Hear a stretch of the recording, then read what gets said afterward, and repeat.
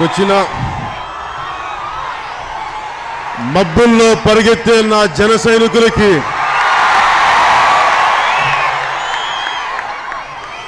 మబ్బుల్లో పరిగెత్తే పిడుగులు మీరు ఎందుకు ఆ మాట అంటానంటే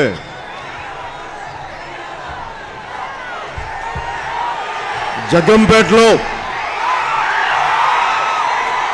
జనసేన పార్టీ పిల్లల పార్టీ టీనేజర్ల పార్టీ యువత పార్టీ ఆడపడుచుల పార్టీ మహిళల పార్టీ అంతేగాని సీనియర్ నాయకులు లేరంటారు. అరే కొత్త తరం నాయకులు తీసుకొస్తాం మనకు పెద్ద నాయకులు అవసరం లేదు. మన భావజాలానికి వచ్చే నాయకులు మనతో కలిసి వస్తా ఉన్నారు. అంతేగాని అన్ని పార్టీల్లాగా ఈ పార్టీలో గెలిచి మళ్ళీ ఆ పార్టీ అధికారులు రాకపోతే వేరే పార్టీకి వెళ్ళిపోయే అలాంటి నాయకులు కాదు మనకు కావాల్సింది. ఒక భావజాలానికి నిలబడి దానికి అండాగా ఉండే నాయకులు కావాలి. రోజున ఎందుకు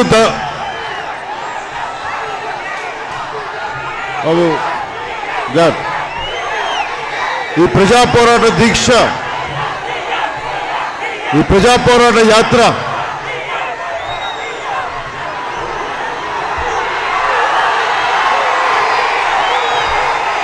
శుభంతో మొదలు పెడదాం. సమస్యల కంటే కూడా మీరు సీఎం అని అరుస్తా ఉన్నారు. పవన్ కళ్యాణ్ సీఎం అనేది అది ఒక అరుపు కాదు, అది ఒక మంత్రం, అది మహామంత్రం. అది ఆ మహామంత్రంతో మీరు ఇది జపించే కొద్దీ మన ముఖ్యమంత్రి పదవి ఖచ్చితంగా మన 2019 మీ శక్తే నన్ను కూర్చోబెడుతుంది. మీ శక్తే ఇది. నాకు నిజంగా మీకు సేవ చేయాలి, మీకు అండగా నిలబడాలి. పార్టీలు మార్చే నాయకులు కాదు, రకరకాల విధి విధానాల్లో మోసం చేసే వ్యక్తులు కాదు. మనకు ఒక భావజాలాన్ని కట్టుబడే వ్యక్తులు కావాలి. అలాంటి యువ నాయకత్వం కావాలి. ఇలాంటి పరిస్థితుల్లో మనం జనసేన పార్టీని కేవలం మీ బలంతో నేను ప్రతి చోట ఇదే చెప్తున్నాను. మీరు పవర్ స్టార్ సీఎం అంటే సినిమాల్లో ఉన్నప్పటి నుంచి కూడా నేను చాలా సామాన్యమైన వ్యక్తిని. ఒక పోస్ట్ మాస్టర్ మనోడు ఎలా ఉంటాడో, ఒక కానిస్టేబుల్ జీవితం ప్రారంభించిన వ్యక్తి ఎలా ఉంటాడు, ఈ రోజుకి నేను అలాగే ఉంటాను. నాకేం కొత్త, నేను మీ కొన్ని కోట్ల మందికి తెలిసినా కానీ నాకు ఎప్పుడో దాని తాలూకు విలువ నాకు తెలియదు. నాకు తెలిసిన విలువల్లో మీ గుండెల్లో ఏ స్థానం ఇచ్చారో ఆ విలువ నేను చివరి శ్వాస వరకు కాపాడుకోవాలి. ఒక విలువ ఎక్కడ ఉంది నా దగ్గర.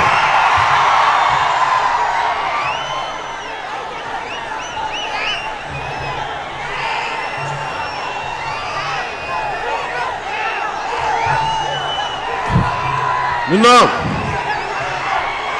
ఏ మూలకెళ్ళినా ముఖ్యమంత్రి గారు పెద్ద పెద్ద హోర్డింగ్స్ కనిపిస్తా ఉన్నాయి. ఆ హోర్డింగ్స్ లో టీడీపీ నాయకులందరూ బాబు గారు మళ్ళీ మీరే రావాలి, మా జీవితాల్లో వెన్నెల కాయాలి, చక్కటి పరిమళాలు వెదజల్లాలని ఇలా ఉన్నాయి, మళ్ళీ మీరే రావాలి 2019 కంటే. నా ఉద్దేశం ఒకటే,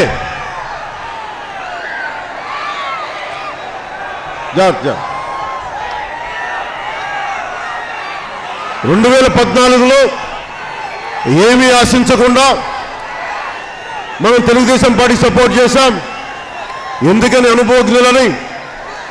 మళ్ళీ 2019లో బాబు గారు మళ్ళీ మీరే రావాలని చెప్పి వాళ్ళ తెలుగుదేశం నాయకులు హోర్డింగ్స్ పెడతా ఉన్నా ఒకటే అనిపిస్తా ఉంది, జిల్లేడు చెట్టుకి పారిజాతాలు పూస్తాయా? మళ్ళీ చంద్రబాబు గారిని తీసుకొస్తే 2019కి మళ్ళీ ఇది అవినీతి, మళ్ళీ కొత్తగా ఏమొస్తుంది? నీతివంతమైన పాలన ఎక్కడిస్తారు? జిల్లేడు చెట్టుకి పారిజాతాలు ఎలా పోయావో మళ్ళీ తెలుగుదేశం 2019 తీసుకొస్తే మళ్ళీ నీతి అనేది ఉండదు, అవినీతిలో నిండిపోదు. అందుకని 2019లో తెలుగుదేశం పార్టీ కాదు, ప్రభుత్వం స్థాపించాలి, స్థాపిస్తుంది. మీ ఆకాంక్షలు నెరవేర్చే వ్యక్తి ముఖ్యమంత్రిగా మీరు చూడబోతున్నారు. చాలా మందికి ఇబ్బంది అనిపించవచ్చు. సడన్ గా పవన్ కళ్యాణ్ మొన్నదాకా ముఖ్యమంత్రి అనుకుంటుంటే ఇది నా ఆకాంక్ష చెప్పట్లేదు, ఆడపడుచుల ఆకాంక్ష, మబ్బుల్లో పరిగెత్తే పిడుగుల్లాంటి నా జన సైనికుల ఆకాంక్ష. మీ ఆకాంక్షే నాది. మీరు అవినీతికి పోరాటం చేయాలని ఒక ఆకాంక్షే, రాజకీయ జవాబుదారీతనం తీసుకురావాలన్న ఆకాంక్షే, అవినీతి పైన పోరాటం చేయాలన్న ఆకాంక్షే జనసేన పార్టీని స్థాపించేలా చేసింది. ఈ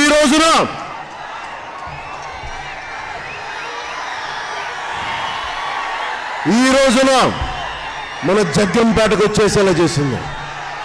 నాకు మా అమ్మ అడుగుతూ ఉంటుంది, సినిమాలో ఉన్నప్పుడు ఏ రోజు కూడా ఇంత సంతోషంగా చూడలేదని. ఎండలు పడుతున్నావు, రోడ్ల మీద తిరుగుతున్నావంటే మా అమ్మకి నేను ఒకటే చెప్పాను, నాకు ఆనందం అమ్మ. సినిమాలు నేను బాధ్యతగా చేశాను, ఇష్టంతో ఎంత చేశాను నాకు తెలియదు కానీ బాధ్యతతో చేశాను సినిమాలు. కానీ రాజకీయాలు, ప్రజా సమస్యల మీద పోరాటం నా గుండె లోతుల్లో చేస్తాను, నాకు ఇష్టం.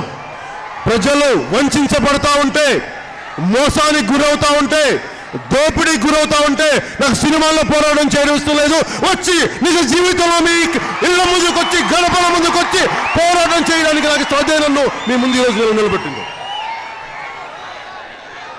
ముఖ్యమంత్రి గారికి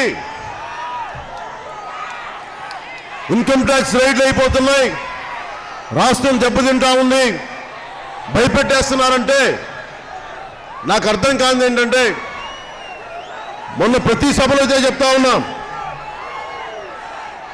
నిజంగా ఏసీబీ రైడ్స్ చేస్తే ముఖ్యమంత్రి గారికి భయం ఉంటుందా? అధికారులు భయపడాలి.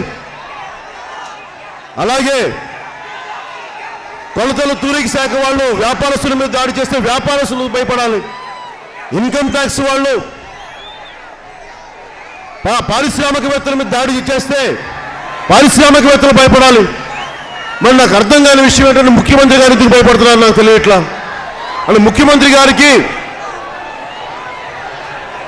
మనకి చెప్పని రహస్యాలు ఉన్నాయి. అది ఎలా అంటే, ఒకవేళ బయటికి వస్తే చెప్తేనేమో మానం పోద్ది, చెప్పకుంటేనేమో ప్రాణం పోద్ది. ముఖ్యమంత్రి గారి పరిస్థితి అలా ఉంది. ఇన్కమ్ ట్యాక్స్ రైడ్లు జరుగుతుంటే ముఖ్యమంత్రి గారికి ఒకటే చెప్పాం, మీ సచివాలయం మీద కానీ, చీఫ్ సెక్రటరీ గారి ఆఫీస్ మీద కానీ, ముఖ్య అధికారులు డీజీపీ గారి ఆఫీస్ మీద కానీ కేంద్ర ప్రభుత్వం అధికారులు కనుక ఇలాంటి ఐటీ రైడ్లు కానీ చేస్తే జనసేన పార్టీ తరఫున తెలుగుదేశం పార్టీకి అండగా ఉంటాం. మన ఆంధ్రప్రదేశ్ సార్వభౌమాధికారాన్ని కాపాడటానికి మా వంతు సహాయ సహకారాలు మీకు అందిస్తాం. అంతేగాని దోపిడీ చేసే పారిశ్రామికవేత్తలని మీరు భయపడుతూ ఉంటే మాకు అర్థం కావట్లేదు. ముఖ్యమంత్రి గారు భయపడుతున్నారంటే, ఇందాక నేను వంతాడ గ్రామానికి వెళ్ళాను, ప్రతిపాడు నియోజకవర్గంలో వంతాడ గ్రామంకి వెళ్తే అక్కడ ఒకళ్ళేమో 10,500 మెట్రిక్ టన్నులు, ఇంకొకళ్ళేమో 15,500 మెట్రిక్ టన్నులు, 15,000 పైన మెట్రిక్ టన్నులు ఖనిజాన్ని, బాక్సైట్ ఖనిజాన్ని తవ్వుకెళ్ళిపోయారు. పర్మిషన్ ఇచ్చిన దానికంటే కూడా 10,500 మెట్రిక్ టన్నుల నుంచి 15,000 దాకా తవ్వుకెళ్ళిపోయారు అని చెప్తా ఉంటే, అంటే దాని విలువ 3,000 కోట్లు. కానీ వాళ్ళకి ఇచ్చిన, మనకి జాయింట్ కలెక్టర్ ఇచ్చిన రిపోర్ట్లో వీళ్ళు ఇంత ఖనిజాన్ని అడ్డగోలుగా తవ్వేశారు, వీళ్ళు కనీసం ఒక 14,90,00,000 వీళ్ళు జరిమానా చేయాలి, జరిమానా విధించాలిస్తే అక్కడ తహసీల్దార్ని, ఆర్డీఓని సస్పెండ్ చేయాలన్నా కానీ ప్రభుత్వాలు పట్టించుకోలేదు. నేను ఎందుకు తెలుగుదేశం పార్టీ సపోర్ట్ చేశాను 2014 కంటే, ఈ రోజున మనకి వంతాడ గ్రామంలో ఒక 3,000 కోట్లు సంపద మన రాష్ట్ర ఖజానాకు రావాల్సింది. మీరందరూ అనుకోవచ్చు రాష్ట్ర ఖజానాకు వస్తే మనకేంటని. మనకి జగ్గంపేటలో పరిశ్రమలు వస్తాయి, మన జగ్గంపేటలో బోలంత ఉద్యోగ అవకాశాలు వస్తాయి, ఉపాధి అవకాశాలు వస్తాయి, డబ్బులుంటే. రాష్ట్ర ప్రభుత్వం ఖజానాలో డబ్బులు లేనప్పుడు పరిశ్రమలు ఎక్కడి నుంచి వస్తాయి? ప్రభుత్వ ఖజానాని ఒక్కొక్కళ్ళు సొంత ఖజానాల్లో వాడుకుంటా ఉన్నారు. ఈ అవినీతితో విసిగిపోయాం. రాజశేఖర రెడ్డి గారి హయాంలో దాదాపు కొన్ని లక్షల కోట్లు దోపిడీ చేశారు. ఇది ఆగాలి. ఆ టైంలో మళ్ళీ రాజశేఖర రెడ్డి గారి అబ్బాయి వైఎస్ జగన్మోహన్ రెడ్డి గారు వస్తే మళ్ళీ అవినీతి పెరిగిపోతుంది ప్రజలందరూ ఉంటే, ప్రజలందరూ ఆకాంక్షలు అర్థం చేసుకొని నేను కూడా కొత్త రాష్ట్రం అనుభవజ్ఞ నాయకులు కావాలి అని ముఖ్యమంత్రి గారికి సపోర్ట్ చేస్తే ఆఖరికి ఏమైందంటే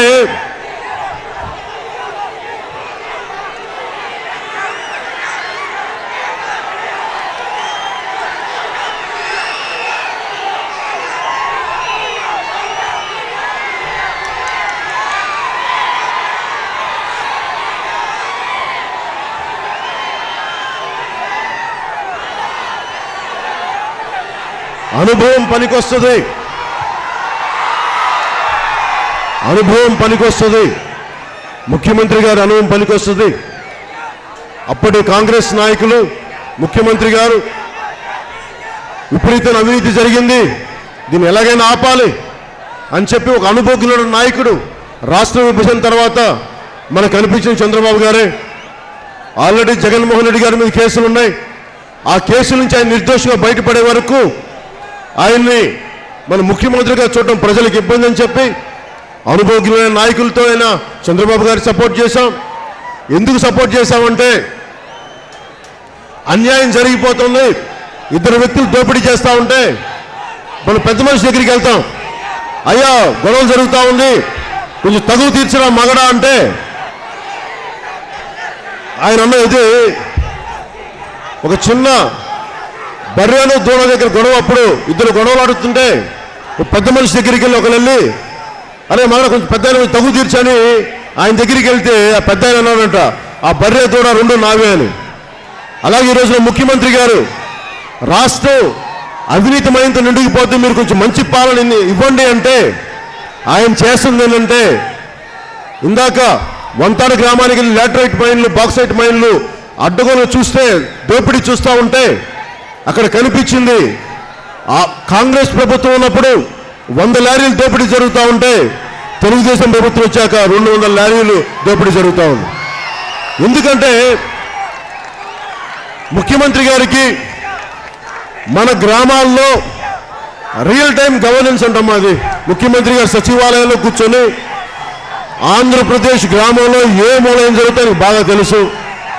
వాళ్ళ అబ్బాయి లోకేష్ గారు బాగా చదువుకున్న విద్యార్థి, దొడ్డిదారున అడ్డగోలుగా ఒక పంచాయతీ ప్రెసిడెంట్గా కూడా పోటీ చేయని వ్యక్తిని పంచాయతీరాజ్ శాఖ మంత్రిగా పెట్టారు. వీళ్ళిద్దరూ కలిసి రియల్ టైం గవర్నెన్స్ అనే కాన్సెప్ట్ని స్టార్ట్ చేశారు. అంటే పంచాయతీ ప్రెసిడెంట్లు పని అవసరం లేదు, ఇన్ని వేల గ్రామాలకు కూడా ముఖ్యమంత్రి గారును వాళ్ళ అబ్బాయి లోకేష్ గారు కూర్చొని కంప్యూటర్లో కూర్చొని చూస్తూ ఉంటారు మానిటర్స్ దగ్గర. అక్కడ లైట్లు వెలుగుతున్నాయా, ఎక్కడ అవినీతి జరుగుతుంది, మన వంతాడ గ్రామంలో ఎన్ని లారీలు ఎక్కడికి మనకి బాక్సైట్ మైనింగ్ తవ్వుతూ ఉన్నారని చూస్తూ ఉంటారు. ఇవన్నీ ఏంటి అంటే వీళ్ళ రియల్ టైం గవర్నెన్స్, వాళ్ళ అవినీతిలో ఎంత డబ్బులు సంపాదిస్తున్నారు అని అనుకోవడానికి పనికొస్తుంది. కానీ నిజంగా ప్రజా సమస్యల మీద పనికొచ్చేలాగైతే ఈరోజు మన వంతాడ గ్రామంలో జరుగుతున్న దోపిడీని, మన ప్రతిభ నియోజకవర్గంలోని వంతాడలో జరుగుతున్న బాక్సైట్ దోపిడీని ఆపుండేవాళ్ళు. అలాగే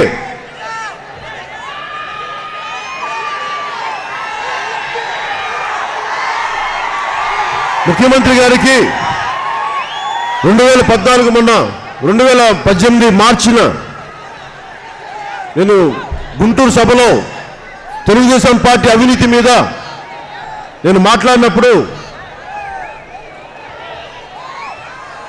వారి అవినీతి గురించి మాట్లాడినప్పుడు ముఖ్యమంత్రి గారు తెలుగుదేశం నాయకులు సడన్ గా పవన్ కళ్యాణ్ మారిపోయాడు, ఆయనకి ఏం జరిగిందో తెలియదంటే నాకు కొత్త రాష్ట్రం సీనియర్ నాయకులు ఎంతవరకు చిన్న చిన్న తప్పులు జరుగుతాయి, ఆ తప్పులు ఎంతో కొంత నేను ఒక మిత్రపక్షంగా ఉన్నాను ఎన్డీఏలో. ఆ మిత్రపక్షంలో తప్పులు జరుగుతుంటే సరిదిద్దుకుందాం చూస్తే స్పెషల్ కేటగిరీ స్టేటస్ దగ్గర నుంచి మనకి స్పెషల్ ప్యాకేజ్ దగ్గర నుంచి దేనికైనా సరే ఆయన మాటలు మార్చి అలసిపోయాం. ఇంకా అవినీతి గురించి ఎందుకు మాట్లాడాల్సి వచ్చిందంటే దెయ్యం పట్టినప్పుడే చెప్పుతో కొడతాం. అలాగే అవినీతి పెరిగిపోయినప్పుడే అవినీతిని రోడ్ల మీదకి లాక్కొచ్చి మొత్తం మాట్లాడతాం. 2018లో గుంటూరు సభలో చెప్పింది అవినీతి మయమైపోయిన తెలుగుదేశం పార్టీ. ఉదాహరణకి మన జగ్గంపేటలోనే మన నీరు చెట్టు పథకానికి 300 చెరువులు 90 చెరువులకి దాదాపు 9 కోట్ల పనులు అవినీతిమయమైపోయినాయి. తెలుగుదేశం నాయకులు అడ్డంగా దోచుకున్నారు. మట్టిని అమ్మేసుకుంటా ఉన్నారు. మట్టిని ఫ్రీగా ఇవ్వాల్సిన రైతులకు ఇవ్వాల్సింది మొత్తం అడ్డగోలుగా దోచేసుకుంటున్నారు. ఇసుక మాఫియాలు, అడిగేవాడు ఎవరు లేడు. అంటే ఇవన్నీ చూస్తే మేము కూర్చోవాలా? మీకు అండగా ఉండాలా? వీటికి దీనికనే నేను మీకు సపోర్ట్ చేసింది. దీనికనే నేను ఏ పదవి ఆశించకుండా తెలుగుదేశం భుజం కాసింది. దీనికోసం మేము కాపు కాసింది. ఒకసారి తెలుగుదేశం నాయకులు కూడా దృష్టిలో పెట్టుకుని ఆలోచించుకోవాలి. పైగా వాళ్ళ గురించి ఏదైనా మాట్లాడుతూ ఉంటే బాగా తినమరిగిన కోడి ఇల్లెక్కి కూర్చుందంట. అలా తెలుగుదేశం నాయకులు బాగా తినమరిగి అవినీతి గురించి మాట్లాడితే వాళ్ళు కోపాలు వస్తున్నాయి. ఇందాక వంతాల గ్రామంకి వెళ్తే అక్కడ ఆండ్రూ కంపెనీ అంట, ఏదో మైనింగ్ కంపెనీ, వాళ్ళు నా కార్లకి అడ్డం పెట్టారు, మట్టి అడ్డం పోశారు రాకూడదని. నేను ఎప్పుడు అన్పార్లమెంటరీ భాష మాట్లాడను, అప్రజాస్వామిక భాష మాట్లాడను. కానీ ఈరోజు చెప్తున్నాను, అరే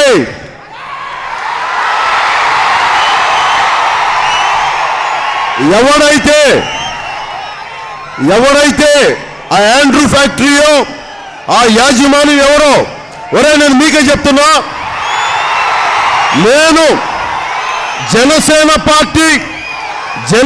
నాయకులు వస్తుంటే ఇంత ప్రజాబలంతో ఉన్న వ్యక్తులు ముందుకొచ్చి అడ్డగోలుగా అవినీతి జరుగుతుంది మీ మైనింగ్ లో అంటే, ఏరా మీరు మాకు అడ్డు పెడతారా?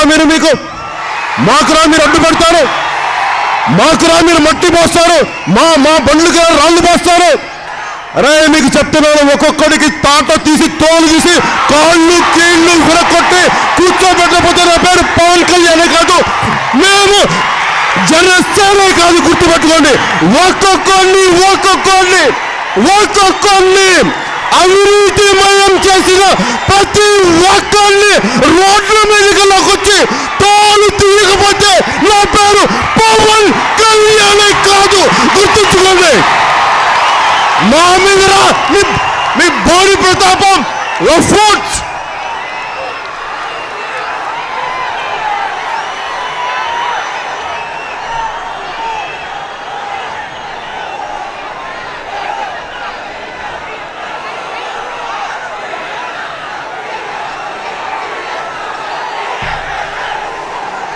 స్పెషల్ కేటగిరీ స్టేటస్కి వస్తే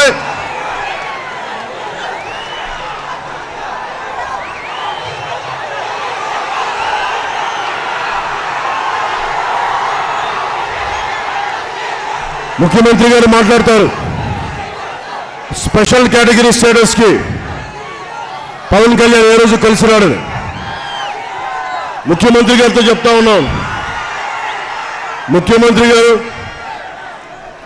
మీ ప్రభుత్వం అవినీతిమయమైపోయింది, మీకు వయసు వచ్చేసింది, శక్తి లేదు, కోరిక పెరుగుతోంది కానీ శక్తి లేదు, కానీ ఆశ పెరిగిపోతా ఉంది.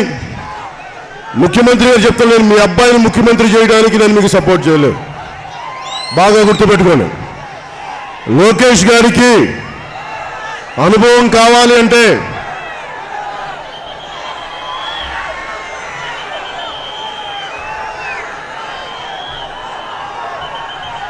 లోకేష్ గారికి ముఖ్యమంత్రి అవ్వాలంటే అది అనుభవం మీద రావాలి. కనీసం ఒక పంచాయతీ ప్రెసిడెంట్గా కూడా పోటీ చేయని వ్యక్తి తండ్రి చంకలో ఎక్కి నారా చంద్రబాబు నాయుడు గారి చంకలో ఎక్కి మా అబ్బాయిని ముఖ్యమంత్రిని చేయండి అంటే ఏమంటే మేము ఎలా కనిపిస్తున్నాం మీకు?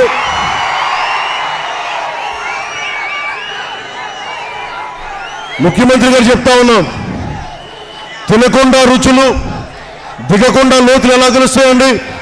మీ అబ్బాయికి ఏం తెలుసు జీవితం గురించి? ఏం తెలుసు? పంచాయతీ ప్రెసిడెంట్గా కూడా పోటీ చేయలేదు. ఆయన మేము ముఖ్యమంత్రిగా చూడాలి. చాలు మిమ్మల్ని ముఖ్యమంత్రిగా మీరు ఉండటానికి మేము కృషి చేశాం, మీకు అండగా ఉన్నాం. మీరు చూపించారు 2014 నుంచి ఇప్పటిదాకా ఎంత అవినీతిమయం చేయొచ్చు అని చూపించారు. ఇంకా చాలు. మీరు కూర్చోబెట్టి మీకు పద్ధతి పాడు లేదు. మేము 2 సంవత్సరాలు కామ్గా చూశాను. మీకు అనేక పర్యాయాలు మీకు అండగా వచ్చాను, చాలా అండగా ఉన్నాం. మీకు తూయి దొరకడం జరిగినప్పుడు కూడా నా నోరు మెదపలేదు. నాకు ఇబ్బంది కలిగినా కానీ ఒక శాంతి భద్రతలు కాపాడలేకపోయారు మీరు. మీ ఎమ్మెల్యేలు ఎస్సీ కులాల వ్యక్తుల్ని కులం పేరుతో దూషిస్తారు. బీసీ కులాలకి తెలంగాణలో ఓసీ స్టేటస్ ఇస్తే ఈరోజు మీరు తెలంగాణలో కాంగ్రెస్తో కలిసి పోటీ చేయడానికి సిద్ధమవుతున్నారు. కానీ అక్కడ తెలంగాణలో ఉన్న శెట్టి బలిజలు కానీ, యాదవులు కానీ, గవర్నలు కానీ, ఇన్ని కులాల అనేక పడిన మన పద్మశాలీలు కానీ, ఇన్ని కులాలు, తూర్పు కాపులు కానీ, ఇన్ని వెనుకబడిన కులాలని అక్కడ ఓసీలుగా చేస్తే మీ తెలుగుదేశం ప్రభుత్వం తెలంగాణలో కాంగ్రెస్తో పోటీ చేయడానికి సిద్ధమైంది. కానీ వెనుకబడిన కులాలు, బీసీ కులాల తాలూకు అన్యాయాన్ని మీరు కాపాడడానికి మీరు ముందుకు రావట్లేదు. పోటీ చేయడానికి సిద్ధంగా ఉన్నారు కానీ వారి సమస్యలను గుర్తించడానికి మీరు సిద్ధంగా లేరు. మాకు ఇవన్నీ చూస్తుంటే ఏమనిపిస్తుందంటే, ముఖ్యమంత్రి గారికి గతంలో రామారావు గారి టైంలో రిటైర్మెంట్ ఏజీ 58 ఏళ్ళ నుంచి 50 ఏళ్ళు తీసుకొచ్చారు. నాకేమనిపిస్తుందంటే, అప్పుడు నాదెండ్ల భాస్కరరావు గారు వారి ముఖ్యమంత్రి తక్కువ వ్యవధిలో ముఖ్యమంత్రి అయినా కానీ వారు నిజంగా చేసింది తిరిగి రిటైర్మెంట్ వయసు పెంచారు 58 సంవత్సరాలకి. అట్లాగే ముఖ్యమంత్రి గారు కూడా మన పెద్ద మనసుతోటి 2014లో ముఖ్యమంత్రిగా కాకుండా రిటైర్ అవ్వాల్సిన వ్యక్తికి మనం జనసేన పార్టీ అండగా ఉండి తెలుగుదేశం పార్టీకి ఆయన ముఖ్యమంత్రి అవడానికి ఆయన రిటైర్మెంట్ వయసును పొడిగించాం. అది 2019తో ముగుస్తుంది. అందుకని ముఖ్యమంత్రి గారు మనస్ఫూర్తిగా జగ్గంపేటని చెప్తుంది, మీరు రిటైర్ అవ్వాల్సిన టైం అయింది పాలిటిక్స్ నుంచి. కొత్త జనరేషన్కి వదిలేయండి, నవతరానికి వదిలేయండి.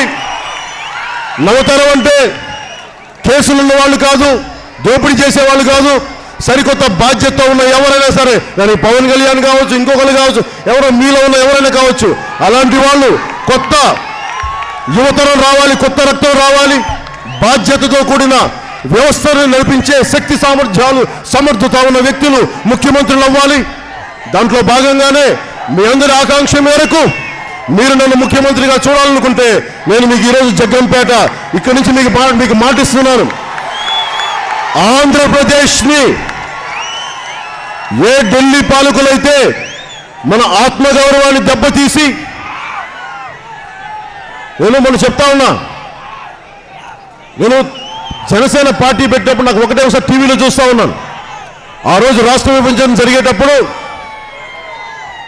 నాకు మా ఇంట్లో వాళ్ళని కొట్టలేదు, ఎవరిని నా స్నేహితులను కొట్టలా, నా అభిమానులను కొట్టలా, తెలుగుదేశం ఎంపీలని చావగొడతా ఉంటే పార్లమెంటులో చిత్తగొట్టేస్తుంటే కొనకళ్ళ నారాయణ గారిని, శివప్రసాద్ గారిని పాపం కొనడాలతో ఆయన కొట్టుకొని నేను రక్తం చిందిస్తూ ఉంటే నాకు నిజంగా బాధ కలిగింది. అరే, ఎన్టీ రామారావు గారు తెలుగు జాతి ఆత్మగౌరవాన్ని అని నినాదం కోసం పెట్టిన తెలుగుదేశం పార్టీకి సంబంధించిన వ్యక్తుల్ని ఉత్తర భారతీయుల ఎంపీలు పార్లమెంట్లో చితగ్గొట్టి నీచంగా కొడతా ఉంటే మళ్ళీ ఈ రోజున అలాంటి కాంగ్రెస్ పార్టీతో వెళ్ళి ముఖ్యమంత్రి గారు కలుస్తూ ఉంటే నేను ఏం చెప్పేది ఆయనతోటికి? నిజంగా బాధ కలిగించే అంశం. అంటే మీరు గుర్తుపెట్టుకోండి, 2014లో నేను జగన్మోహన్ రెడ్డి గారి కేసులు ఉన్నాయి, ఆయన మీద అభియోగాలు ఉన్నాయి, వాటన్నిటికంటే కూడా నేను ఎందుకు ఆయనకి సపోర్ట్ చేయలేదు, ఎందుకు ఆయన్ని ఎదుర్కొన్నానంటే 2014లో ఒకవైపు కేసీఆర్ గారు ఆయన తెలంగాణ ప్రయోజనాల కోసం, ఆయన ప్రజల కోసం ఆయన నిలబడితే మనం పోరాటం చేయాల్సింది తెలంగాణ నాయకులతో పోరాటం చేయాలి. తెలంగాణ నాయకుల్ని మనం అనాలి. మేము తీసుకున్న స్టాండ్ ఏంటంటే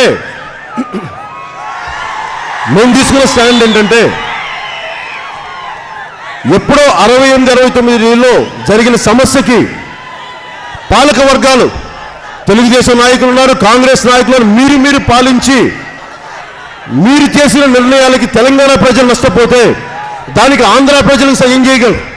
ఆంధ్ర ప్రజలు తప్పేంటి? కానీ తెలంగాణ నాయకులు ఆంధ్రోళ్ళు దోపిడీదారులు, ఆంధ్రోళ్ళు దొంగలను తిడతా ఉంటే జగన్మోహన్ రెడ్డి గారు ఏ ఒక్కరోజు కూడా ఏమయ్యా కేసీఆర్ ఏం మాట్లాడతాను అని ఒక్కరోజు కూడా ధైర్యంగా నోరు తెరవలేదు. మేమన్నాం, చాలా బలంగా మాట్లాడాం. ఈ రోజుకి నేను తెలంగాణలో ఉంటాను, తెలంగాణలో ఇల్లు ఉంది, నాకు భయాలు లేవు. టీఆర్ఎస్ నాయకులు కూడా చెప్పాను, మీరు అనాల్సింది. కేసీఆర్ గారు కూడా చెప్పాను, మీరు అనాల్సింది. గద్దర్ గారికి చెప్పాను, ప్రజాస్వామ్య సంస్థలన్నిటికీ చెప్పాను, మీరు అనాల్సింది ఆంధ్ర పాలకులను తిట్టండి. మీకు తెలంగాణకు ద్రోహం చేసి ఆంధ్ర పాలకులను తిట్టండి, కానీ ఆంధ్ర ప్రజలను అనకండి అని చెప్పి నేను వెనకేసుకొస్తే ఒక్కరోజు కూడా జగన్మోహన్ రెడ్డి గారు వాళ్ళని తిట్టలేకపోయారు. ఎందుకంటే ఆయనకి ఏమో భయాలు ఉండుంటాయి. నేను అనేది ఏంటంటే, తెలుగు జాతి ఆత్మగౌరవం కాపాడలేనివాడు, మళ్ళీ చెప్తున్నాను, తెలుగు జాతి ఆత్మగౌరవం కాపాడలేనివాడు ఆంధ్రప్రదేశ్కి ముఖ్యమంత్రి కాలేడు, కారాదు. ఇది శాసనం, ఇది శాసనం, ఇది శాసనం.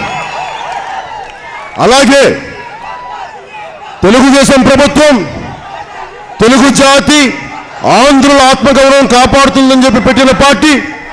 అలాంటి పార్టీ ఈ రోజున కాంగ్రెస్ దగ్గరికి వెళ్ళి మీరు వాళ్ళ కాళ్ళు పట్టుకొని మాకు సపోర్ట్ చేయాలంటే నాకు నిజంగా అనిపించింది, అరే కాంగ్రెస్ నాయకులే కదా మేము మన ఎంపీని కొట్టింది, తెలుగుదేశం ఎంపీని కొనకళ్ళ నారాయణ గారిని కొట్టింది, మర్చిపోయారా? నేను దాన్ని ఎలా మాట్లాడను? మీకు సిగ్గు లేదా? యనమల రామకృష్ణ గారికి మీకు పౌరుషం లేదా? యనమల రామకృష్ణ గారు అడుగుతున్నాను, మీకు పౌరుషం రాదా? సిగ్గు ఉండదా? మీకు కోపం రాదా? మన తెలుగు జాతి వ్యక్తుల్ని నీచంగా కొట్టి బూతులు తిట్టి కొడతా ఉంటే మీకు పౌరుషం రాదా? తెలుగు జాతి ఆత్మగౌరవానికి మీకు అనిపించదా? డబ్బులు పడేస్తే తీసుకునే సరిపోద్దా? అదా మీది? తెలుగు జాతి ఆత్మగౌరవాన్ని కాపాడలేనివాడు ఆంధ్రప్రదేశ్కి ముఖ్యమంత్రి కాలేడు, కారాదు. ఇది శాసనం. అలాగే మిమ్మల్ని కాంగ్రెస్ నాయకులు తెలుగుదేశం పార్టీని స్పెషల్ కేటగిరీ స్టేటస్ గురించే మాట్లాడదాం.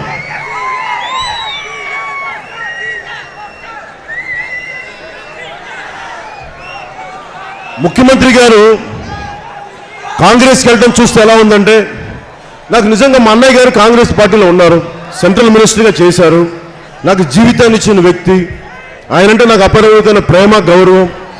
అలాంటి వ్యక్తిని కాదని అరే తెలుగుదేశం ఎంపీలు నీచంగా కొట్టారని చెప్పి మా అన్నయ్యతో విభేదించి, నాకు జీవితాన్ని ఇచ్చిన అన్నయ్యతో విభేదించి, నేను తల్లి నా తండ్రి అని చెప్పి నా అన్న వదిలిని గౌరవించేవాడిని వాళ్ళని వదులుకొని తెలుగుదేశం పార్టీకి సపోర్ట్ చేస్తే కాంగ్రెస్కి వ్యతిరేకంగా ఈ రోజున ముఖ్యమంత్రి గారు వెళ్ళి రాహుల్ గాంధీ గారిని కలిసి ఆయనకి మోకాళ్ళకి దండం పెట్టి పాదాలకి నమస్కారం చేసినట్టుగా ఆయనకి లొంగిపోయి తెలుగు జాతి ఆత్మగౌరవాన్ని తాకట్టు పెడితే నాకు ఎందుకు బాధ కలగదని అనుకుంటున్నారు? మీరు అనుభవజ్ఞులు, పెద్దలు, మీ అనుభవం రాష్ట్రానికి పనిచేస్తుంది అనుకుంటే నేను స్పెషల్ కేటగిరీ స్టేటస్ గురించి మాట్లాడాను. ఏ రోజు కూడా ముఖ్యమంత్రి గారు నాకు అండగా లేరు. ఆయన లేదు చిన్న కూరలో కరివేపాకులా వాడుకున్నారు, వదిలేశారు. అరే పవన్ కళ్యాణ్ ఆయన కనిపిస్తాడు కరివేపాకులాగా, జాగ్రత్తగా పొరపాటు. నా సహనం, నా మర్యాద మీరు కానీ తగ్గిస్తే నా విశ్వరూపం చూపిస్తాను, జాగ్రత్త. ఎందుకంటే నాకు ఏ ఆకాంక్షలు లేని వాడిని, ఒక ప్రజల ఆకాంక్ష నా ఆకాంక్ష. నాకు ఏ పదవుల మీద కోరికలు లేవు. నాకు కావాల్సిందల్లా ధర్మం నిలబడాలి. ధర్మో రక్షితి రక్షతః. ధర్మాను నేను సగర్వంగా చెప్పుకోగలను. నేను చిన్నప్పుడు నేర్చుకుంది ఒకటే, ధర్మో రక్షితి రక్షతః. నువ్వు ధర్మాన్ని రక్షిస్తే ధర్మాన్ని రక్షించి తీరుతుంది. కానీ చంద్రబాబు గారు ఆయన ధర్మాన్ని కాదు కదా, ఆయన అధర్మానికి పాల్పడతా ఉంటే అలాంటి అధర్మానికి మేమెందుకు కాపు కాస్తాం? మేము మిమ్మల్ని ఆ పీఠం నుంచి దిగే వరకు మేము మీకు చూస్తూనే ఉంటాం, ఖచ్చితంగా మిమ్మల్ని దింపుతాం. చాలా బలమైన ధర్మ పరిపాలన జనసేన పార్టీ అందిస్తుంది 2019లో. ఈ రోజున కాంగ్రెస్తో పొత్తు ఎలా ఉందంటే, కాంగ్రెస్ పార్టీ చేసిన ద్రోహం అనుకోండి, వాళ్ళ అవివేకమైన ఆలోచన అనుకోండి, వాళ్ళ నిలకడలేని తనం, ఏదైనా దాని పేరు పెట్టండి, ఎవరికాళ్ళు పేరు పెట్టుకోండి. కాంగ్రెస్ పార్టీ చేసిన తప్పుకి ఆంధ్రప్రదేశ్లో వాళ్ళు చేసిన ద్రోహానికి కనీసం 14 సంవత్సరాలు, వారికి ఒక ద్రోహం చేసిన వారికి 14 సంవత్సరాల కఠిన కారాగార శిక్ష ఎలా విధిస్తావో 14 సంవత్సరాలు కాంగ్రెస్కి ఆంధ్రప్రదేశ్లో స్థానం లేదు. ఇక్కడ ఎందుకు లేదు అంటే, మీరు మమ్మల్ని 3 దశాబ్దాలు వెనక్కి నెట్టారు రాజధాని లేకుండా. ఇదా మీరు ఇచ్చిన ఒక జాతీయ పార్టీకి ఇచ్చిన గౌరవం? మా అమ్మ నాన్న కూడా కాంగ్రెస్ పార్టీ అంటే ఇష్టమైన వ్యక్తులు. అలాంటి వ్యక్తులు మీకు తెలుగు ప్రజలు మొత్తం ఇండియా అంతా ఎమర్జెన్సీ టైంలో కాంగ్రెస్కి ఎదురు వస్తే ఒక ఆంధ్రప్రదేశ్ ఒక్కటి అండగా నిలబడింది. అలాంటి ఆంధ్రప్రదేశ్ని మీరు అడ్డగోలుగా విభజించి ఈరోజు చేస్తే మరి కనీసం దానికి శిక్ష విధించరా? 14 సంవత్సరాలు ఉంటుంది కోపం మాకు. ఎక్కడ మర్చిపోతాం ఈ బాధ? మీరు చేయాల్సిందల్లా ప్రాయశ్చిత కర్మలు చేయండి, సారీలు చెప్పండి, మాకు క్షమాపణలు చెప్పండి. ఆంధ్రప్రదేశ్ ప్రజలకి 1 సంవత్సరం కాదు, 2 కాదు, 3 కాదు, 14 సంవత్సరాలు కాంగ్రెస్ మాకు క్షమాపణలు చెప్పాలి. కాంగ్రెస్ నాయకులు మాకు క్షమాపణ చెప్పాలి. అప్పుడు మీరు ఎన్నికలకు రండి. అప్పుడు దాకా కాంగ్రెస్ ఇక్కడ మీకు కష్టం. అలాగని మేము అనుకుంటా ఉంటే ఎవరన్నా సరే దానిని పోయి తగ్గినాన్ని ఇంట్లో తెచ్చుకుంటాడా? ఒక్క చంద్రబాబు గారు తప్ప వెళ్ళి దానిని పోయి తగ్గినాన్ని కాంగ్రెస్ వెళ్ళి ఢిల్లీకి వెళ్ళి ఆ తగ్గినాన్ని వెళ్ళి ఆంధ్రప్రదేశ్లో పెడతారంటారు. తగ్గినాన్ని ఇంట్లో తెచ్చుకుంటాడా?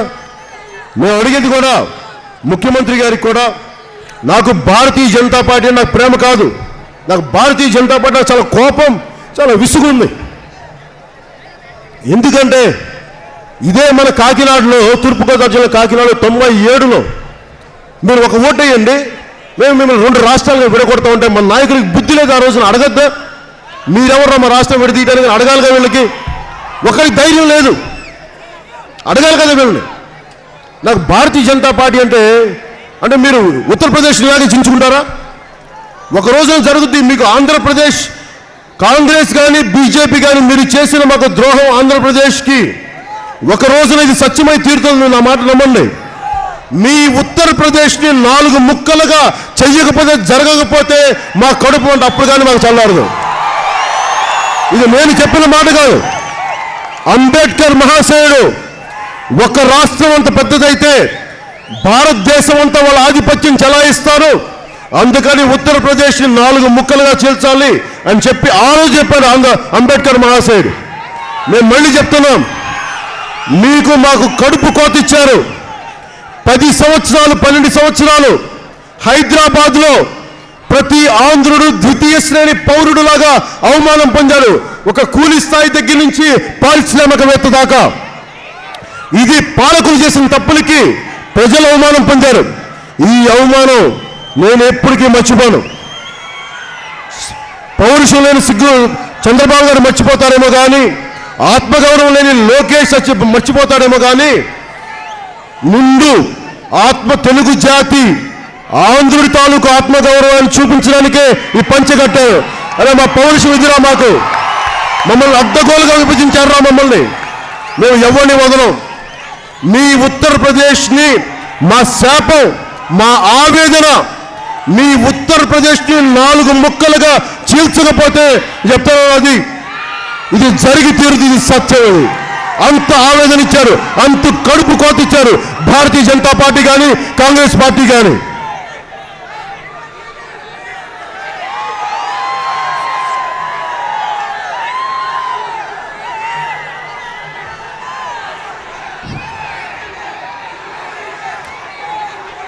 ఇలాగ ఉంటుంది నాకు భారతీయ జనతా పార్టీ మీద కోపం. ఇది నా కోపం భారతీయ జనతా పార్టీ మీద. ఈరోజు చెప్తున్నాను మీకు, వాళ్ళని వెనకేసుకురాను. నరేంద్ర మోదీ గారు చెప్పాను గాంధీనగర్లో, సార్ మీరు అడ్డగోలుగా విభజించి, మీ తప్పు లేదు ఇందులో, మీరు ప్రధానమంత్రి కాదు అప్పటికి, కానీ భారతీయ జనతా పార్టీ నాయకుల దాంట్లో పాత్ర ఉంది, కనీసం మీరైనా కరెక్ట్ చేయండి. నా భయం ఏంటంటే యువతకి ఇంత తప్పు జరిగి ఇంత ఆవేదన ఉండి వాళ్ళు తప్పుదో పట్టకూడదు, సెపరేటిస్ట్ ఉద్యమాలు రాకూడదు అని చెప్పి నేను ఆయన గాంధీనగర్లో చెప్పాను. అది స్పెషల్ కేటగిరీ స్టేటస్ రూపంలో ఇస్తారా, ఏ రూపంలో ఇచ్చారో మీరు అండగా నిలబడండి, ఆ స్పెషల్ కేటగిరీ స్టేటస్ అనేది ఇవ్వండి అని చెప్పి నేను ఆ రోజున గాంధీనగర్లో చెప్తే ఖచ్చితంగా ఆయన అందరూ ఒకటే. మా సూరత్లో తెలుగు జాతి చాలామంది ఉంటారు. భారతదేశం అందరిది ఒక్కరిది కాదు. ఒకళ్ళు ద్వితీయ శ్రేణి పౌరులుగా, ఇంకొకరు ప్రథమ శ్రేణి పౌరులుగా ఉండడానికి అందరికీ సమానం రాజ్యాంగం కల్పించిన హక్కని నేను గాంధీనగర్లో చెప్తే నేను ఆశించాను నిలబడతారని. కానీ ప్రధానమంత్రి గారు కూడా ఈరోజు వాళ్ళు పట్టించుకోకపోతే నేను గళమెత్తాను, తిరుపతిలో గళమెత్తాను, కాకినాడలో గళమెత్తాను. వాళ్ళు ఇచ్చిన స్పెషల్ ప్యాకేజ్ నేను తిరుపతిలో గళమెత్తితే గొంతెత్తితే అర్ధరాత్రి స్పెషల్ ప్యాకేజ్ అనౌన్స్ చేశారు. నేను ఆ రోజు చెప్పాను పాచిపోయిన లడ్డూ లాంటివి, అలాంటివి నేను చేసుకుంటూ వెళ్తే నేను ఏ రోజు కూడా భారతీయ జనతా పార్టీని వెనకేసుకురాను. నాకున్న ఆవేదన, నాకున్న కోపం, నాకున్న నిజమైన మాకు నిలబడలేదన్న ఆవేదన నాకు చాలా బలంగా ఉంది. అందుకని వాళ్ళతో సమానంగా వాళ్ళతోటి కాంగ్రెస్ కానీ భారతీయ జనతా పార్టీ రెండు పార్టీలు మనకి చాలా తీవ్ర ద్రోహం చేసినాయి. కానీ ఎందుకు ప్రధానమంత్రి గారు వెంట నడిచారు నరేంద్ర మోదీ గారు అంటే ఆయన ప్రధానమంత్రి కాదు కాబట్టి అట్లీస్ట్ భారతీయ సొంత పార్టీ చేసిన తప్పుల్ని ఆయన సరిదిద్దుతారో అని చెప్పి నేను కరెక్ట్ చేస్తే, ఒకవేళ ప్రధానమంత్రి గారు చేయకపోతే నేను గొంతెత్తినప్పుడు ముఖ్యమంత్రి గారు ఏం చేయాలి? నన్ను అమరావతికి పిలవాలి, విజయవాడకి పిలవాలి. నిజమే మనకి భారతీయ జనతా పార్టీ నాయకులు చేయట్లేదు, మనం కలిసి మాట్లాడుకుందామంటే ఓట్లు అడిగినప్పుడే పవన్ కళ్యాణ్ గుర్తొచ్చాడు. కానీ స్పెషల్ కేటగిరీ స్టేటస్ కోసం నేను గొంతెత్తినప్పుడు వాళ్ళు ఏం చేశారంటే ఆ రోజున అదే భారతీయ జనతా పార్టీ నాయకులకి చక్కగా నలుగు పిండి పెట్టి, మంచి నూనెతో మర్దన చేసి నలుగు పిండి పెట్టి, మొత్తం కుంకుడికాయలతో బాగా అంటి, మొత్తం సుగంధ ద్రవ్యాలంతా ఒంటికి పూసి సన్మానాలు చేశారు ఏనుగులు అంబారీ ఎక్కించి. ఆ రోజున అలా మారి మళ్ళీ ఈ రోజున కూర్చోబెట్టి మళ్ళీ స్పెషల్ కేటగిరీ స్టేటస్ కోసం భారతీయ జనతా పార్టీ నాయకుల్ని నెత్తి ఎత్తుకునేవారు మీరు కాదా? ముఖ్యమంత్రి గారు మీరు కాదా? మేమా? పోరాడుతుంది మేము. ఇవన్నీ చూస్తూ ఉంటే ఎందుకు ఈ రోజున మనకు రాష్ట్ర పరిస్థితి ఏమైపోయిందంటే దుక్కిని దున్నాల్సిన భారతీయ జనతా పార్టీ కేంద్రంలో, తెలుగుదేశం పార్టీ ఇక్కడ రాష్ట్ర ప్రభుత్వంలో ఉండి చిన్నప్పుడు మాకు మా బాపు చెప్పిన సామెత గుర్తుకొస్తాం. దుక్కిని దున్నాల్సిన ఎడ్లు రెండు కొట్టుకొని దూడకాలు ఇరిచేసినాయి అంట. అలాగా కేంద్ర ప్రభుత్వం రాష్ట్ర ప్రభుత్వం రెండు కొట్టుకొని మన అమాయకులైన ప్రజలకి నిజంగా ఫలితాలు లేకుండా దూరం పెట్టేసినాయి, అందాల్సిన నిధులు లేకుండా. అంటే ఈ పరిస్థితి అయిపోయింది. నేను కోరుకుంటుంది కూడా ఎక్కడో చోట ఇది మారాలి.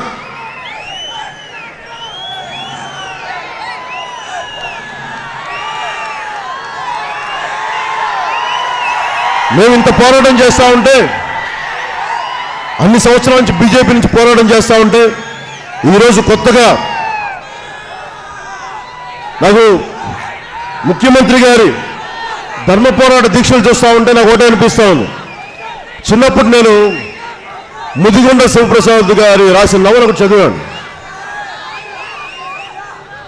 దాంట్లో యుగంధర మంత్రి అని, ఆ యుగంధర మంత్రి అంటూ ఉంటాడు, ఢిల్లీ సుల్తాన్ నేను పట్టుకుపోతాను, ఢిల్లీ సుల్తాన్ నేను పట్టుకుపోతానని.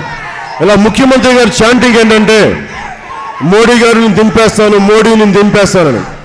అరే అలాంటి విధంగా చేయాలంటే మాకు కలవండి. నాకు మోడీ గారు నాకు అన్నయ్య కాదు, సొంతంలో కాదని వచ్చినాడు. అలాంటి మోడీ గారికి మనం ఎదురెళ్దామంటే రండి మా దగ్గరికి, మా ఆఫీస్కి రండి, మీతో మాట్లాడుకోవాల్సిన చాలా ఉన్నాయి. ఎందుకంటే మీరు అన్ని ద్రోహాలు చేశారు, ఇంత అవినీతి ఉంది, పబ్లిక్గా లైవ్లో సీక్రెట్ మీటింగ్లో పెట్టాం. మీరు మా ఆఫీస్కి వస్తారా, లేదంటే వామపక్షాలని జనసేనని కలిసి వచ్చే వ్యక్తులందరినీ కలిపి అమరావతిలో మీటింగ్ పెట్టండి, మేము వస్తాం. మీరు ఇంతకాలం చేశారు, ఏమేం చేశారు మా సందేహాలు ఉన్నాయి, అందరం ముందు మాట్లాడతాం. సీక్రెట్ మీటింగ్లు ఏమి లేవు, మేము వస్తాం. రాష్ట్ర ప్రయోజనాల కోసం ఉమ్మడి పోరాటానికి మేము సిద్ధం.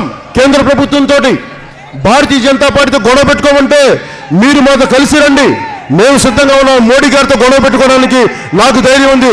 జగన్మోహన్ రెడ్డి గారికి ధైర్యం లేదు, చంద్రబాబు గారికి భయం, కానీ పవన్ కళ్యాణ్కి భయాలు లేవు. మేము అన్నిటికీ తెగించే వచ్చాం.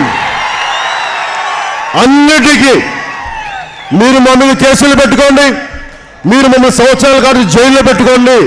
నేను మిమ్మల్ని ఎవరు త్యాగాలు చేయమని అడగను. నేను దెబ్బలు తింటాను, మీకోసం నేను ఒళ్ళు దెబ్బలు తింటాను, మీకోసం కావాలంటే జైలుకి వెళ్తాను, కానీ మీరు బాగుండాలి. అంతేగాని చంద్రబాబు గారు లాగా అందరూ యువతమ్మ త్యాగాలు సిద్ధం పడండి ప్లీజ్. తమ్ముళ్ళు మీరు సిద్ధపడాలి త్యాగాలకి. నేను అలా అన్నాం, తమ్ముళ్ళు మీకోసం మేము త్యాగం చేసుకుంటాం, మీరు బాగుండాలి.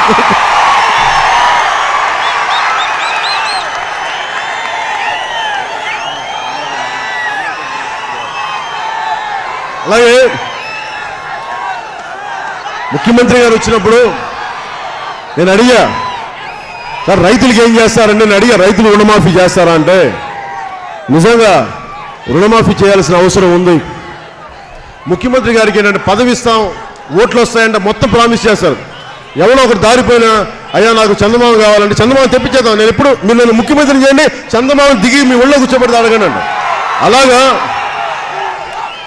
రైతు రుణమాఫీలు అంటా ఉంటే చేస్తారనుకుంటే రైతు రుణమాఫీలు సరిగ్గా చేయలేదు.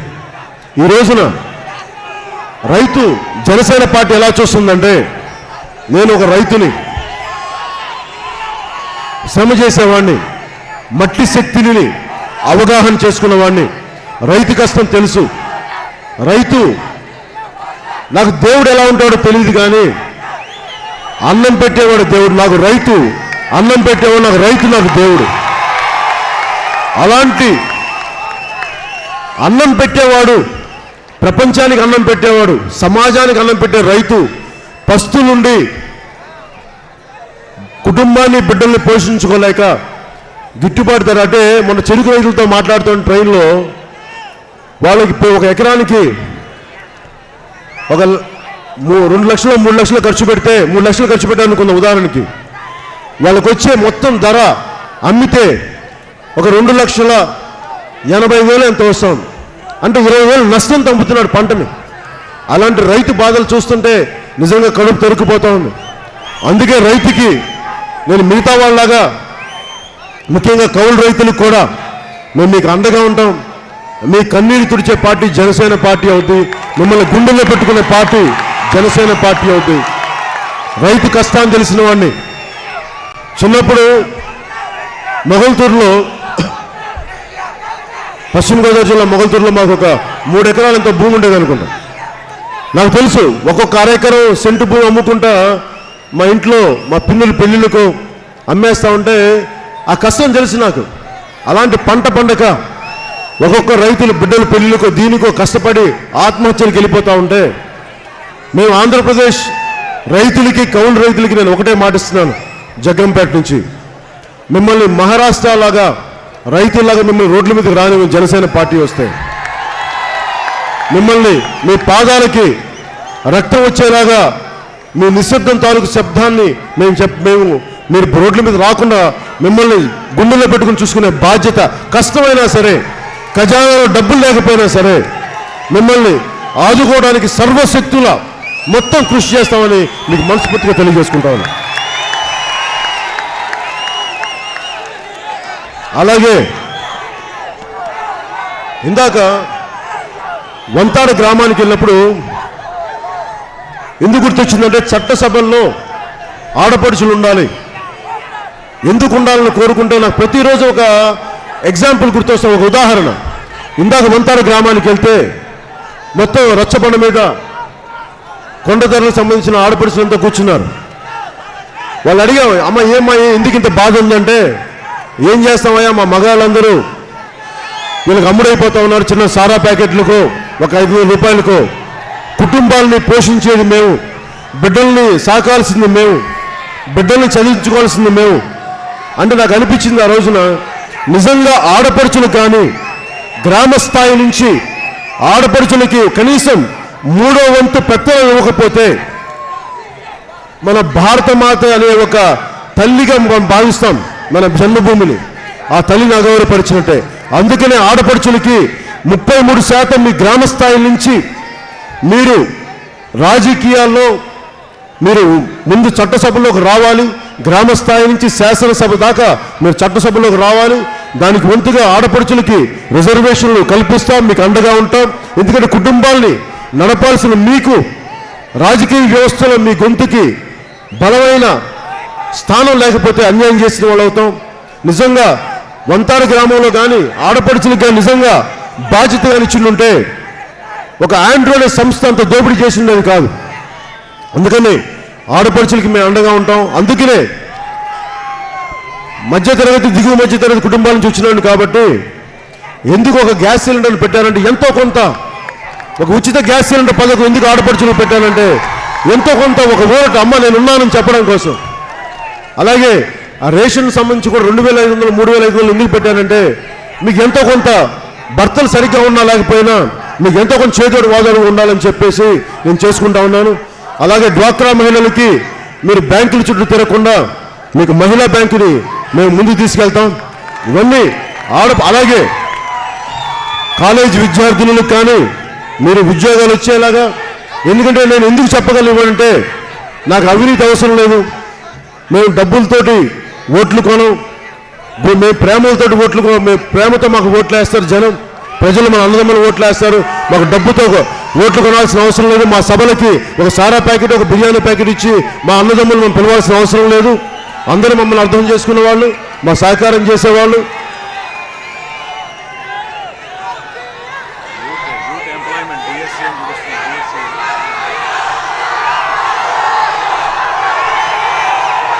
ఇకపోతే యువతకి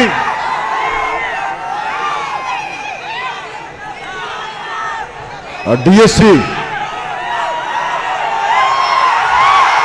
రిక్రూట్మెంట్ జరగట్లేదు తెలుసు నాకు.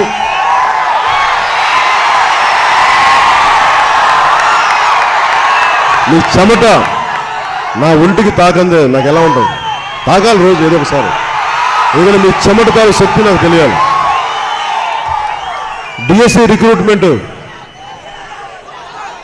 ఎందుకు ముఖ్యమంత్రి గారు ఎంతసేపు ధర్మ పోరాట దీక్షలు Pawan Kalyan special category status గురించి మాట్లాడడం, స్పెషల్ కేటగిరీ స్టేటస్ అవసరం లేదు. పవన్ కళ్యాణ్ పోనీ స్పెషల్ ప్యాకేజ్ చట్టపద్ధతి అంటే చట్టపద్ధతి అవసరం లేదు.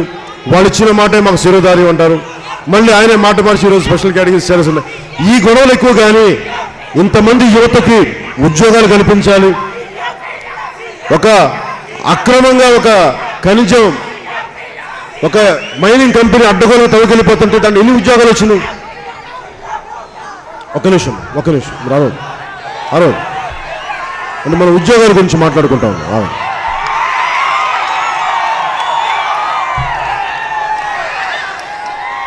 ఉద్యోగాలు ఎక్కడి నుంచి వస్తాయి? ప్రభుత్వాలు చిత్తశుద్ధిగా పనిచేస్తే. ఇప్పుడు ఉద్యోగాలు రావట్లేదు. జగన్మోహన్ మన ఉద్యోగాలు ఎందుకు రావట్లేదో మన యువత గురించి మాట్లాడుకుందాం ఈ రోజున. ఇప్పుడు మనకి పరిశ్రమలు రావాలి ఇక్కడ. ఉదాహరణకి ఆండ్రూ కంపెనీ మైనింగ్ కంపెనీ ఉంది.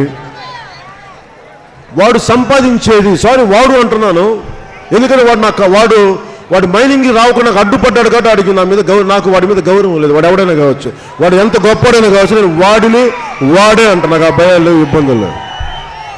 వాడు సంవత్సరానికి 3,000 కోట్ల తాలూకు ఖనిజాన్ని తీసుకెళ్ళిపోతాడు. ప్రభుత్వానికి కట్టేదంటే 0.4% అంట. అంటే 1,000 కోట్ల తాలూకు ఖనిజాన్ని తవ్వుకెళ్ళిపోతే వాడు కట్టేది ఎంత? 0.4%.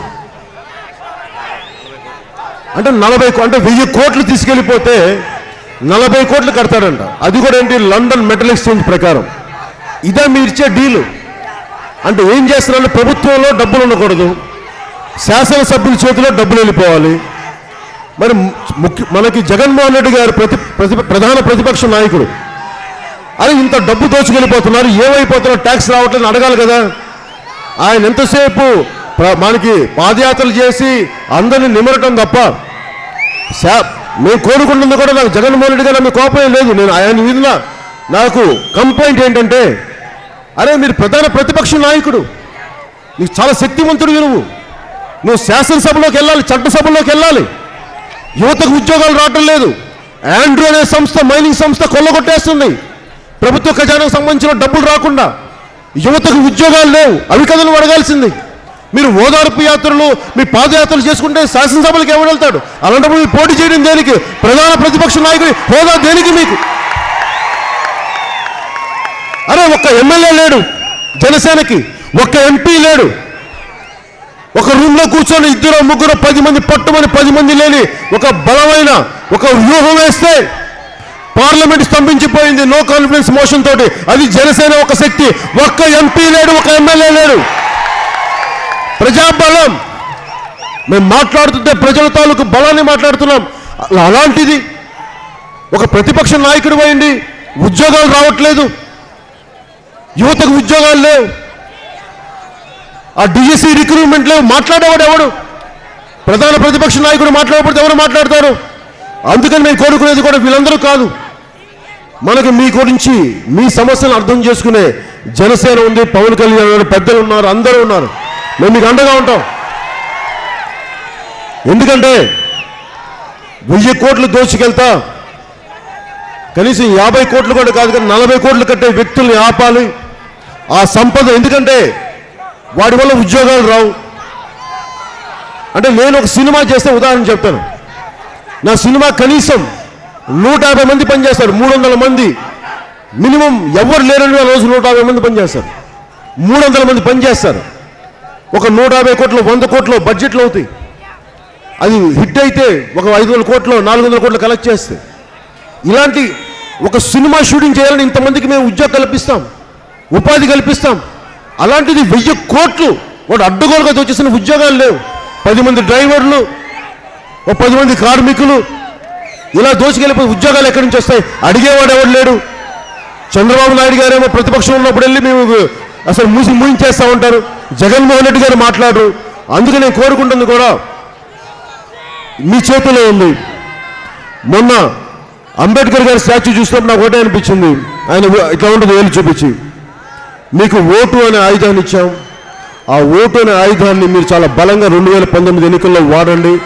తెలుగుదేశం ప్రభుత్వాన్ని, వైసీపీని, రెండింటిని, ప్రజాస్వామ్య వ్యవస్థను గౌరవించలేదు, వాళ్ళిద్దరిని దూరంగా పెట్టండి. జనసేనని ఎన్నుకోండి, పవన్ కళ్యాణ్ ముఖ్యమంత్రిని చేయండి. మీకు అండగా ఉంటాడు పవన్ కళ్యాణ్.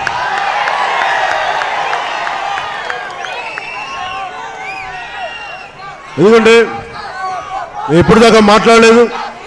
నాకు వీళ్ళందరినీ చూసిన తర్వాత మీకు నిజమైన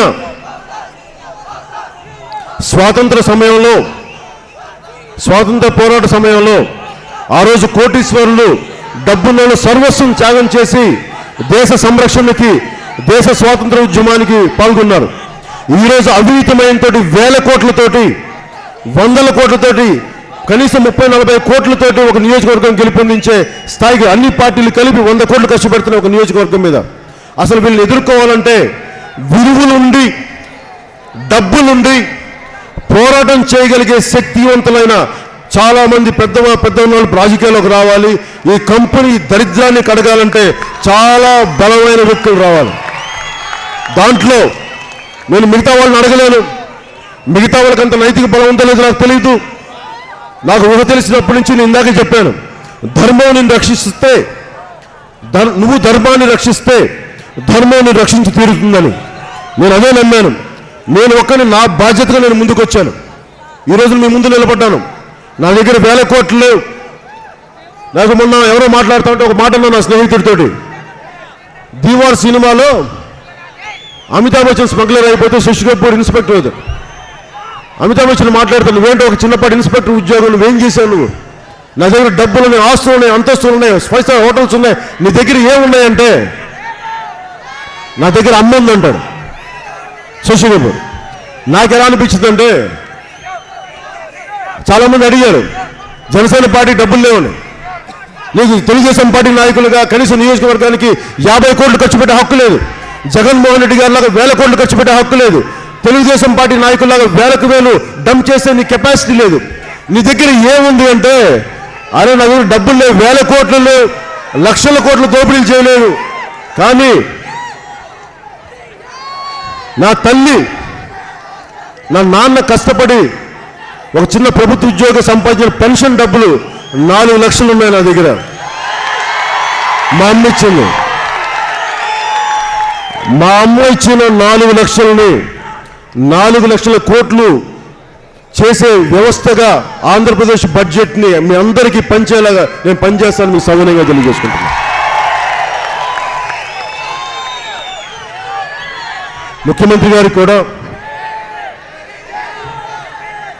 మీది ఎలా ఉందంటే మీరు చేయాల్సింది చేస్తున్నారు, మాట్లాడాల్సింది మాట్లాడుతున్నారు. ఏదనంటే మీ తప్పంటే వాళ్ళ అబ్బాయి అవినీతి గురించి మాట్లాడితే అది అవినీతి కాదు.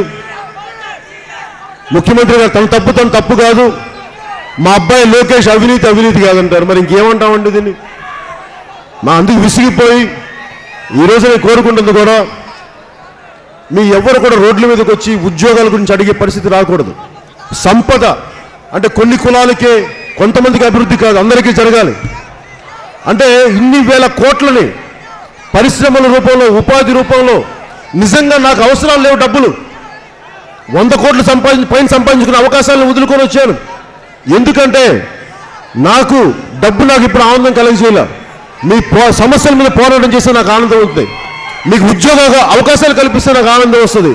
యువతకి ఎక్కడో పాడేరులో వాళ్ళకి నిధులు లేక గంజాయి శాఖ అలవాటు చేశారు యువతకి. అలా కాకుండా మీరు స్వశక్తి మీద మీకు 25 కేజీల బియ్యం కాదు మేము ఇచ్చేది మీకు 2500 పాకెట్ మనీ కాదు, మీకు 25 సంవత్సరాల భవిష్యత్తు ఇవ్వడానికి జనసేన పార్టీ ఉంది. ఈ రోజున మీకు అవకాశాలు ఇస్తాం. నేను ఎలా కోరుకుంటానంటే మీలో కొంతమంది మీ అందరూ కలిసి గొప్పగా పెరిగి నా బిడ్డలకి ఉద్యోగం ఇచ్చే స్థాయిలో మీరు ఉండాలని నేను మనస్ఫూర్తిగా కోరుకుంటున్నాను. అలాంటి రాజకీయ వ్యవస్థని ముందుకు తీసుకెళ్దాం. అలాగే అన్ని కులాలు ఒకటే. మనకి జనసేన పార్టీలో కులాలను నేను వెనకేసుకురాను. ఏ కులంలో ఎవరు పుడతామో మనకు ఎలా తెలుసు? భగవంతుడు మనల్ని పుట్టించాడు. అందుకే నేను అన్ని కులాలను సమానంగా గౌరవిస్తాను. ఏ కులాన్ని నెత్తి మీద పెట్టుకోను. రాజ్యాంగబద్ధంగా భారత రాజ్యాంగం ప్రకారం ఇవ్వాల్సిన విధంగా అందరికీ సమాన న్యాయం, సమాన గౌరవం ఇస్తాను. అలాగే ముఖ్యంగా వెనుకబడిన కులాలకు సంబంధించిన ఏ కులాల్లో వెనుకబాటుతనం ఉంది, ఆర్థిక పురోగతి లేదో, ఇంక్లూడింగ్ అవసరమైతే నిజంగా మనకి యాదవుల్లో కానీ అలాగే మన మిగతా వెనుకబడిన కులాలు ఏమున్నా కానీ మనకి ఏదైనా కార్పొరేషన్ కావాలి అంటే, ఇంక్లూడింగ్ మనకి శెట్టి బలిజలకు కూడా ఏదైనా కార్పొరేషన్ కావాలంటే ఖచ్చితంగా మీకు కాపులకి ఎలా కార్పొరేషన్, శెట్టి బలిజలకు కూడా మనకు కార్పొరేషన్ కావాలి, యాదవుల కార్పొరేషన్ కావాలంటే ఖచ్చితంగా దాన్ని అండగా నిలబడతాం. అలాంటి పరిస్థితులు ముందుకు తీసుకెళ్తాను మీకు సవినయంగా తెలియజేసుకుంటూ, అన్నిటికంటే కూడా అసలు కార్పొరేషన్లు పెట్టని స్థాయికి రాష్ట్ర ప్రభుత్వాన్ని తీసుకెళ్దాం. అసలు ఎవరు కూడా మా కులాన్ని కార్పొరేషన్ పెట్టండి అని అడిగేది కాకుండా అసలు ఉద్యోగ అవకాశాలు దండిగా కల్పిద్దాం. 100 మంది ఉంటే 1,00,000 మంది ఉంటే 1,50,000 ఉద్యోగాలు క్రియేట్ చేద్దాం. 1,00,000 మంది ఉంటే 1,50,000 ఉద్యోగాలు రావాలి. అప్పుడు కానీ సమానత్వం రాదు. అంతేగాని మొత్తం వాళ్ళ కులాలను తీసుకెళ్ళిపోయారు, ఈ కులాలకు ఎక్కువైపోయి కాదు. ఇవ్వాల్సిన అబండెన్స్,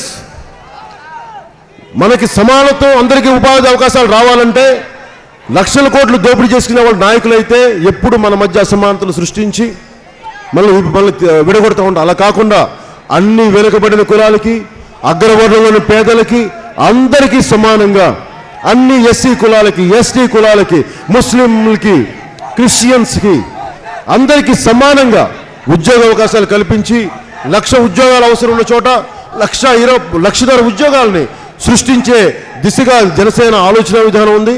అందుకని నాకు మీ అందరి అభిమానం కావాలి, మీ అందరి అండదండలు కావాలి. నిజంగా మీ అండదండలు ఉంటే నేను కొండలైనా పిండి చేస్తాను. నాకు మీ అండదండలు కావాలి, అదొకటి నేను కోరుతున్నాను. నాకు ఇలాంటి బలమైన అవకాశాన్ని ఇచ్చిన, అపూర్వమైన ప్రేమని స్వాగతాన్ని ఇచ్చిన నా అక్క చెల్లెలకి, నా అన్నదమ్ములకి, నా ఆడపడుచులకి, మబ్బుల్లో పరిగెత్తే నా పిడుగులు లాంటి జన సైనికులకి మనస్ఫూర్తిగా ధన్యవాదాలు తెలుపుకుంటూ ఈ సభని ఇంత క్షేమంగా బాధ్యతగా నిర్వహించిన ప్రతి ఒక్క జనసేన నాయకులందరికీ కృతజ్ఞతలు తెలుపుకుంటున్నాను. అలాగే జనసేన నాయకులందరికీ కూడా నేను కోరుకుంటుంది కూడా, కష్టపడే వాళ్ళు గుర్తించండి. జనసేనకి ఎక్కడో ఏమి ఆశించకుండా, పవన్ కళ్యాణ్ దృష్టిలో పడకుండా వాళ్ళు నిజంగా నా స్ఫూర్తిని తీసుకొని ప్రతి గ్రామంలో సేవ చేస్తున్న మా జన సైనికుల్ని దయచేసి ప్రతి ఒక్కరిని మీరు గుర్తుపెట్టుకోండి, వాళ్ళని ముందుకు తీసుకెళ్ళండి.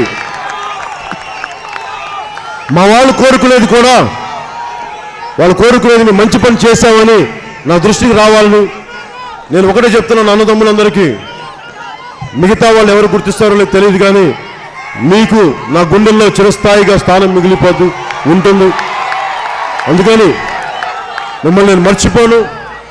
కాకపోతే నేను ప్రతి ఒక్కరిని కలుసుకోలేను కాబట్టి నేను మిమ్మల్ని దూరం కాదు. మనం చెప్పాను, మనిషి నుంచి మనిషికి 2 గుండెల దూరం, మీకు నాకు 2 గుండెల దూరం, మీ గుండె నా గుండె అంత ఏం లేదు, మధ్యలో ఏమీ లేదు. అందుకని మీరు దేనికైనా భయపడకండి, కష్టాలకు భయపడకండి. మీ కష్టాలు వచ్చినప్పుడల్లా ఒకటే గుర్తుపెట్టుకోండి, ఇది నేను ప్రార్థనలాగా చేస్తాను.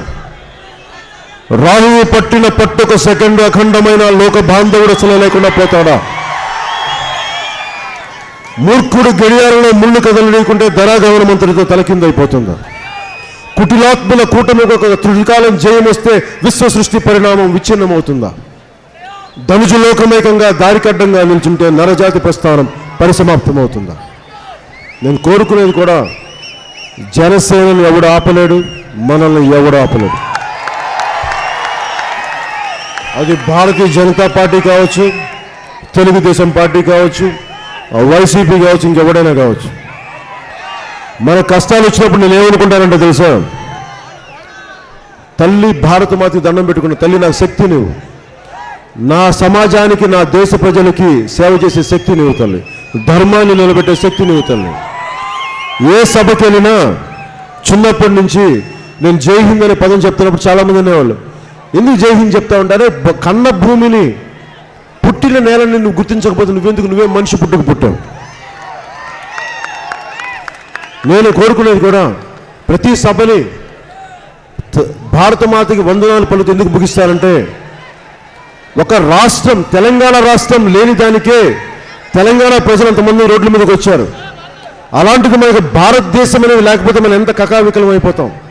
అందుకని ఇన్ని గాంధీ గారి దగ్గర నుంచి మహానుభావులు ఎందరో కలిసి ప్రాణత్యాగాలు చేసి దేశం లేని దాని చోట దేశం ఇచ్చినందుకు ఆ కృతజ్ఞతతో ఆ నాయకులకి, తల్లి భారత్కి ధన్యవాదాలు తెలుపుకుందాం. ఇది కృతజ్ఞతలతో పాటు మనకి అన్యాయం చేసే ఢిల్లీ పాలకులు కూడా ఒక హెచ్చరికలాగా, ఎప్పుడు కూడా భారత్ మాతాకి చేయండి కృతజ్ఞత, మనకు అన్యాయం చేసే పాలకులకి హెచ్చరిక, 2 కలిసి ఉంటాయి నేను మాట్లాడేటప్పుడు. అందుకని ఆఖరి మాటలుగా, ముగింపు వాక్యాలుగా ఒకసారి తల్లి భారతికి, భూమి భారతికి వందనాలు పలుకుతూ సెలవు తీసుకుందాం.